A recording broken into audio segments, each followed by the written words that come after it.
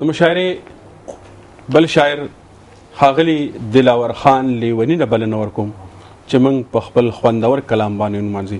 ښاغلی دلاور خان لیوني. نن خو اغیار ناشنا بلوي، نن خو اغیار ناشنا بلوي، لکه بدن چې څوک سا بلوي. خدایا په خولو کې دانې راوشه، خدایا په خولو کې، خدایا په خوله کې دانې راوشه، چې قبایل د پښتونخوا بلوي. واه واه واه واه دا بیا واه واه واه دا بیا نن خو اغیار ناشنا بلوي، لکه بدن چې څوک سا بلوي. خدایا په خوله کې دانې راوشه، چې قبایل د پښتونخوا بلوي. ډېر ښه، مهربان، مننه.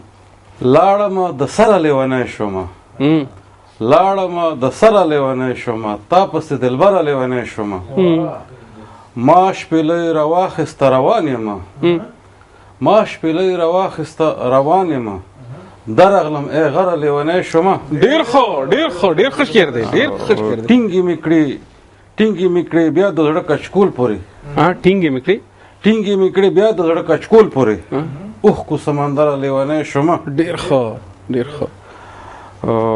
ما ته چې راوګورې لمبې شم پرې، ما ته چې راوګورې لمبې شم، ما ته چې راوګورې لمبې شم پرې، ای د یار نظره لیونی شومه. ډېر ښه.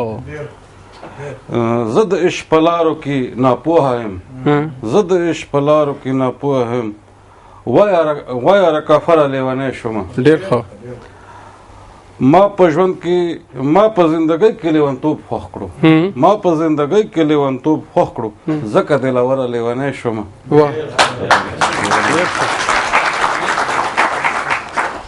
په وچو شونډو مې یو سوال دی ته منې او که نه، په وچو شونډو مې یو سوال دی ته منې او که نه، ډېرې مودې نه مې بدحال دی ته منې او که نه.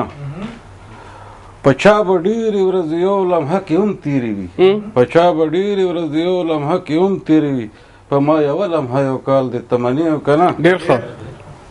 ژوند په سکروټو تېروي او په خوله غږ نه کوي، ژوند په سکروټو تېروي او په خوله غږ نه کوي، په عشق کې دومره لوی کمال دی ته منې او که نه. ډېر ښه. سمې نوکارې لګوي زړه د ګوګل وباسي، سمې نوکارې لګوي زړه د ګوګل وباسي، وران دی اشنا د ځنې خال دی ته منې او که نه. ډېر ښه. ستا په یوه اشاره دار ته به په منډه خېږي، په لیوني کې دا کمال دی ته منې او که نه. ته منې او که نه. ما ته د شمشو قمر اندیش صاحب یو 3 شعره رایاد شو چې زه مظلومانو له ورغلې په خړ پوسو یم،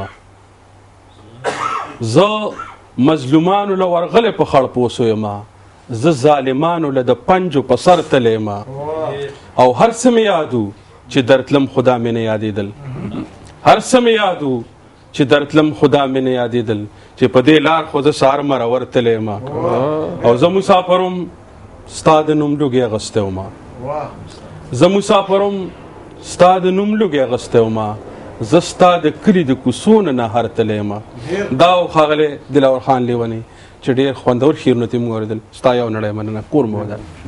زموږ د مشاعرې بل شاعر دی ښاغلی لیاقت علي قربان، د سوات د سیمې سره تعلق دی.